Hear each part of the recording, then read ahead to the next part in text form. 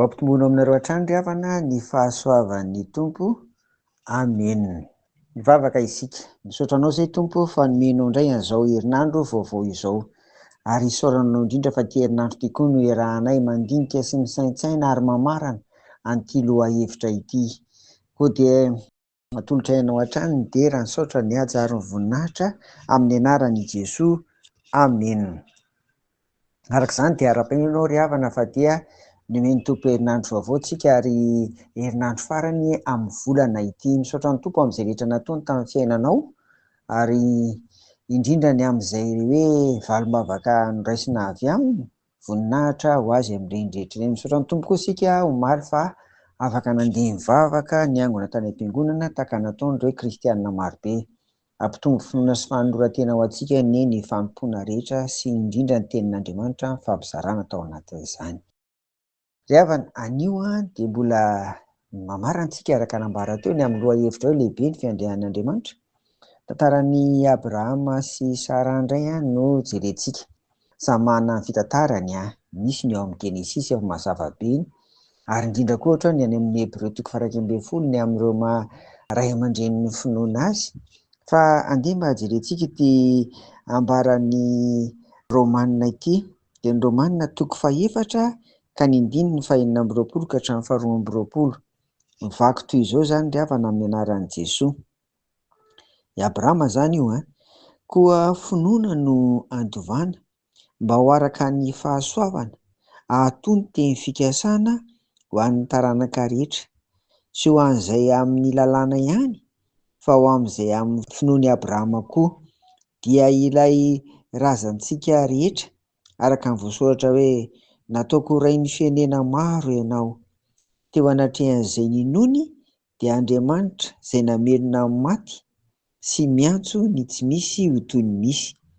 Ary na dia efa tsy nisy nanantena aza dia nanantena ihany izy ka nino mba ho rain'ny firenena maro araka ny voalaza hoe ho tahaka izany ny taranakao.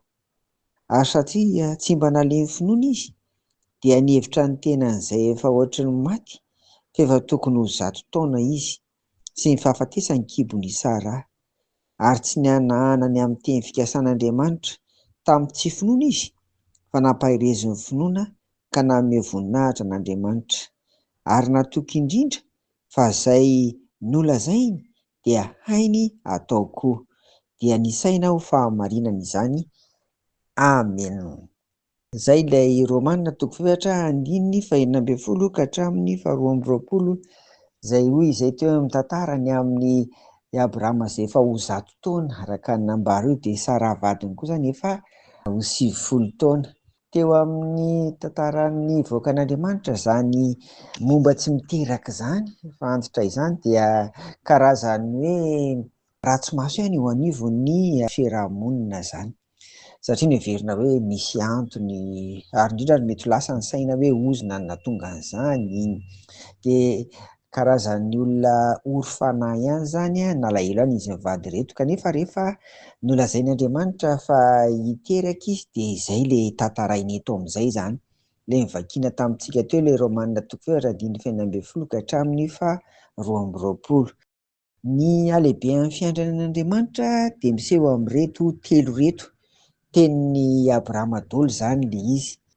Ny teniny voalohany dia amin'ny 7:20 manao hoe Andriamanitra dia mamelona ny maty sy miantso ny tsy misy ho toy ny misy. Izany izany ilay hoe efa tsy hain'ny olona atao intsony dia mbola hain'Andriamanitra izany. Izay izany ny voalohany, 7:20. Fiandrian'Andriamanitra faharoa dia ny 1:20, ary natoky indrindra izy Abrahama io fa izay nolazainy dia hainy atao. Io izany ny anahy tena mba tiako atao tsenjeriko io ary mora tadidy kely io Romanina 4:1:20 io. Indreo izany ilay hoe Andriamanitra tsy mivadika, izay nolazainy dia hainy atao. Firifiry ary ny teny fampanantenana hitantsika atao amin'ny Baiboly ry havana, dia raiso ireny, raiso ho anao koa, fa dia tanterahan'ny Tompo aminao izany amin'ny anaran'i Jesoa. Ary indrindra indrindra Ny azy foana hoe nataony tamin'ny Abrahama, nataony tamin'ny Sara zany, ka ahoana ny tsy ataony aminao? Ary ny fiandrian'Andriamanitra fahatelo dia ilay hoe efa olona efa 70 taona nefa dia mbola teraka indray zany Sara. Afaka tondromaso ny fitenintsika malagasy, nahazo taranaka. Ry tsy voatery taranaka ihany no andrasantsika amin'Andriamanitra fa raha misy moa zany faniry amin'ity dia inganemba ity taona ity amezan'ny Tompo zanaka ho anao zany, fa tsy izay ihany mety andrasantsika amin'ny Tompo fa ao ny mety fahasalamana, ao ny hanao fanadinandehibe amin'ity, ao ny mitady asa, vola ny sisa. Mino satria izay neny Abrahama eto, ny finoana ny tena lehibe teo aminy zany, dia mino ry havana fa omen'ny Tompo anao zany amin'ny fotoana rirariana ho iaho amin'ity taona 2024 ity. Dia averiko fa anisan'ny tiako tia Romanina 4:18 ity manao hoe ary natoky indrindra fa izay no lazainy dia hay ny ataoko. Amen. Mirary herinandro sambatra, mirary herinandro feno fahombiazana miaraka amin'ny Jesoa ho anao ry havana hivavaka ary sika. Tompo raina eny an-danitra, miandry ny teny fampanantenanao zay amin'ity taona ity, ka dia tanterao ary ampitombo ny finoanay mba hahazahoanay Tompo miandry ianao ary manantena anao dia mba ho tahaka an'i Sara sy Abrahama azo izay iriana izay amin'ity taona ity, amin'ny anaran'i Jesoa. Amen. Ho aminareo ry havako, ny fiadanan'i Jesoa. Amen.